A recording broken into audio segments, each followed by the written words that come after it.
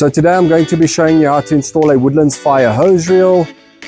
All that you will need to do is install the mounting bracket against the wall, take the hose reel, mount it on the mounting bracket, fasten it to your union, and you would have installed the hose reel.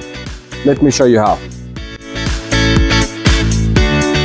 So first, you'll take your bracket, make a mark,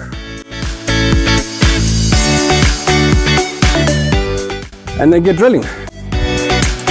So next, after you're done drilling, you take your bracket,